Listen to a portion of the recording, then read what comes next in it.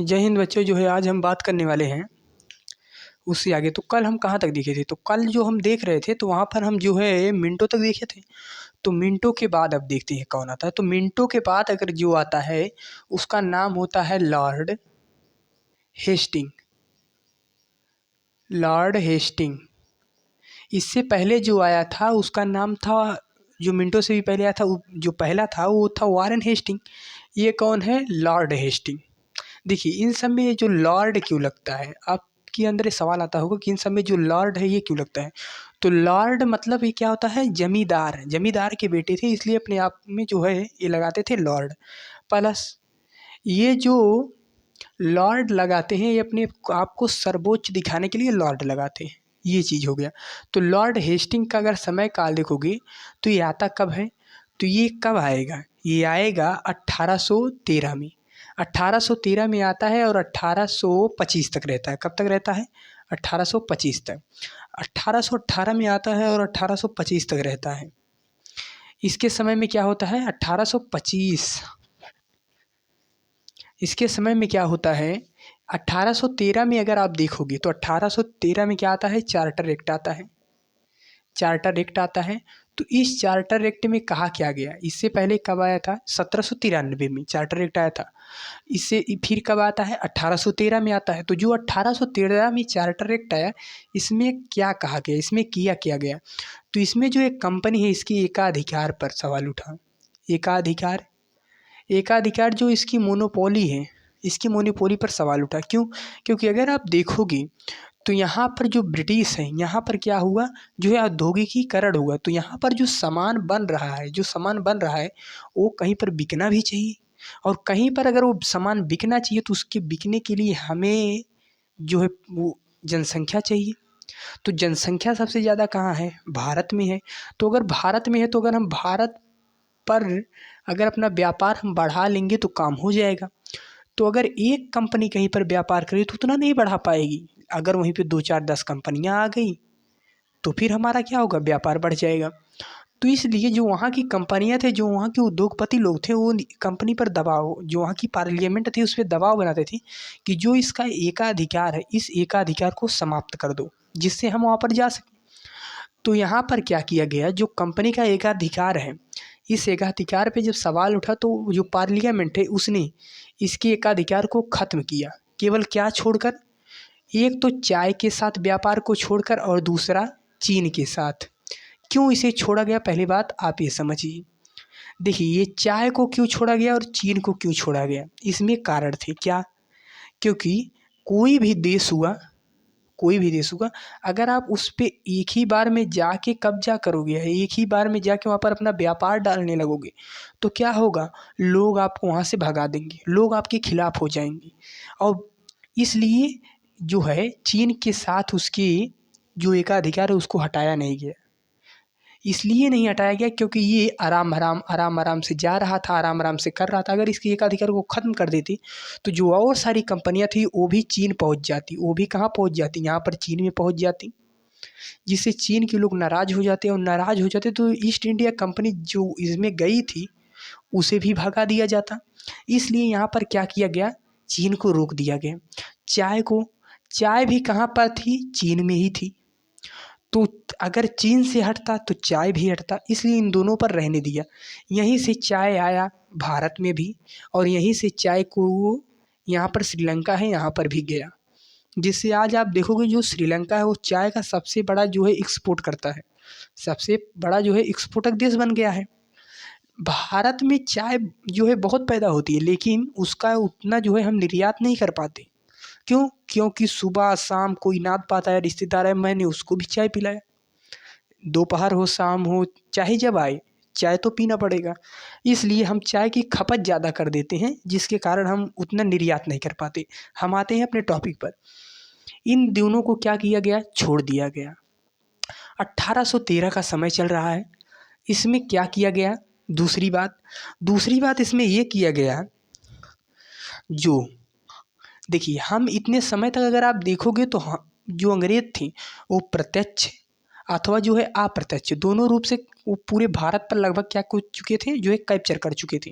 तो जब पूरे भारत पर वो कैप्चर कर चुके थे तो वो क्या था, वो एक फिजिकल भौतिक रूप से हम जीत लिया था, हमने आपको मार पीट के क्या किया, जीत लिया। लेकिन हम आपको आपके मन से नहीं जीत पाए। जिस दिन हम आपके मन से जीत लेंगे, आपका मन ही कह देगा, आपकी बुद्धि ही कह देगी कि मैं हार चुका हूँ, उस दिन तुम पक्का हार लगे हो। लेकिन जब तक आपकी बुद्धि, आपका मन नहीं कह रहा है कि मैं हारा हूँ, तब तक आप नहीं हारे हो। तो यही हुआ, यही हुआ। तो इन्होंने क्या किया, इसे करने के लिए इन्होंने क्या कहा कि हम 1 लाख रुपए, 1 लाख जो है 1 लाख रुपए हम शिक्षा व्यवस्था पर खर्च करेंगे, भारत की शिक्षा व्यवस्था पर खर्च करेंगे।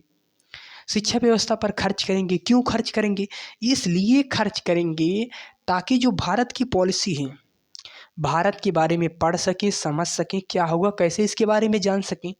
दूसरी बात दूसरी बात हम उनको अपने कल्चर के बारे में पढ़ा सकें कि अंग्रेज भारत में आए तो कहाँ से कहाँ ले आए। मैं उनके बारे में बताऊं कि अगर अंग्रेज ना हो रहेंगे तो जो भारत का विकास है, भारत का विकास रुक जाएगा। उनके ज़हन में, उनके दिमाग में ये बात मुझे डालनी है कि अगर अंग्रेज भारत को छोड़ देंगे तो भारत पुनः गरीब हो जाएगा।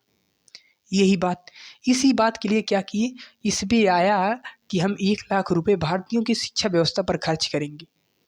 दूसरी बात जब ये सब चल रहा था, क्योंकि हम उनके क्या कर रहे हैं, हम उन्हें उनसे सांस्कृतिक विजय चाह रहे हैं। अगर हम सांस्कृतिक विजय चाह रहे हैं तो हमें अपने धर्म में भी ढालना पड़ेगा, जैसे समझिए कोई भी हो जाए, सिख, ईसाई, हिंदू, मुस्लिम, कोई भी हो जाए।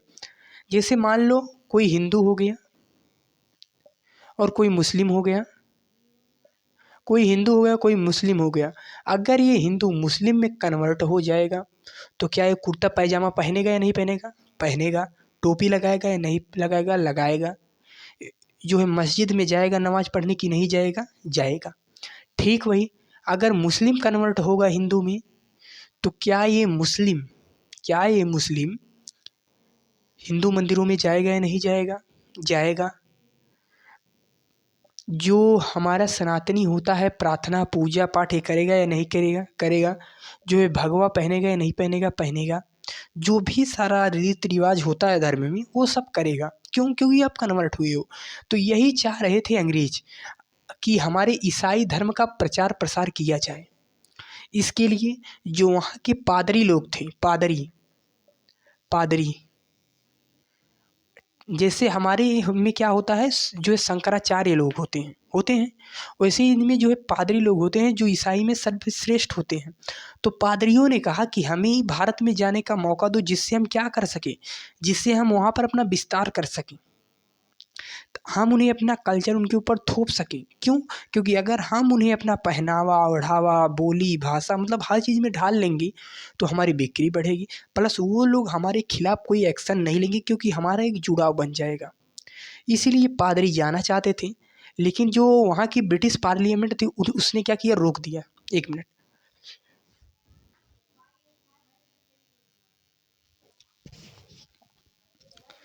हाँ, तो हम यहाँ पे बात कर रहे थे। तो हमने कहा जो वहाँ की ब्रिटिश पार्लियामेंट थी उसने रोक दिया। क्यों रोक दिया, इसलिए रोक दिया, आप इससे पहले देखोगे तो जो पुर्तगाली आए थे, पुर्तगालियों ने भी यही किया था कि ज़बरदस्ती उनका धर्म परिवर्तन करा रहे थे, जिससे वो क्या हुए, लपेट में आ गए और हो गया उनका सत्यानाश। तो ये चाहते थे कि कहीं मेरा भी ऐसा ना हो जाए, इसलिए ये लोग क्या करते थे, धीरे धीरे करते थे। तो पादरियों ने बहुत विनती की कि मुझे जाने दीजिए, जाने दीजिए। तो यहाँ से इन्हें आने का मौका भी मिल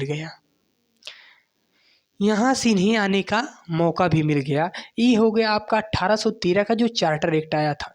इसके बाद क्या होता है, इसके बाद छोटे मोटे आते हैं, रुक जाइए इसे मिटा लो।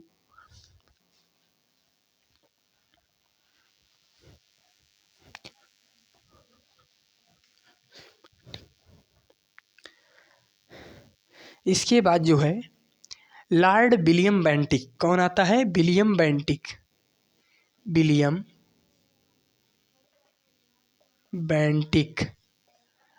बेंटिक आता है। तो ये विलियम बेंटिक करता क्या है, समझिए।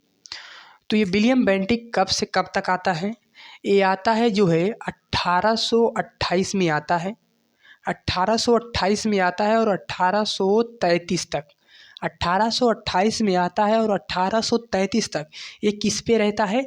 Governor general of Bengal, governor general of Bengal के पद पे रहता है। और 1833 से लेके 1836 तक किसके पद पे रहता है? Governor general of India, governor general of India के पद पे रहता है। कौन रहता है? William Bentinck. कैसे रहता है हम इसे समझते हैं। इसे समझने से पहले आप ये समझिए, देखिए यहाँ पर लिखा है 1828 से लेकर 1833। तो जो ये 1833 है इसमें एक काम होता है, क्या आता है? 1833 का फिर से एक चार्टर एक्ट आता है, फिर से एक चार्टर एक्ट आता है जिसमें क्या किया जाता है, जो गवर्नर जनरल ऑफ बंगाल है इसके पद को बदल कर क्या कर दिया जाता है? गवर्नर जनरल ऑफ इंडिया कर दिया जाता है, गवर्नर जनरल ऑफ इंडिया कर दिया जाता है। क्यों कर दिया जाता है हम इसे समझते हैं। यहाँ पर आप देखोगे तो यहाँ 1833 तक पूरा भारत तो अंग्रेजों का हो चुका था। जब अंग्रेजों का हो चुका था तो हम सिर्फ बंगाल को ही हम क्यों यहाँ पर रखें? अब तो हमारा पूरा भारत है, तो हम क्या करें? गवर्नर जनरल ऑफ इंडिया कर देते हैं।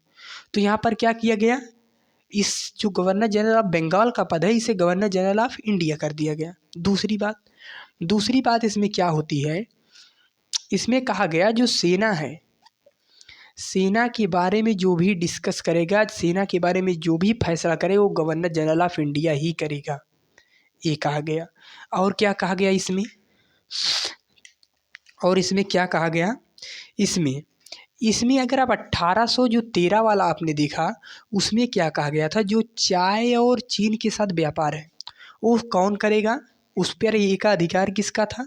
ईस्ट इंडिया कंपनी का था। लेकिन जो एकाधिकार था वो एकाधिकार इसमें क्या किया दिया गया? ख़त्म कर दिया गया। किसका?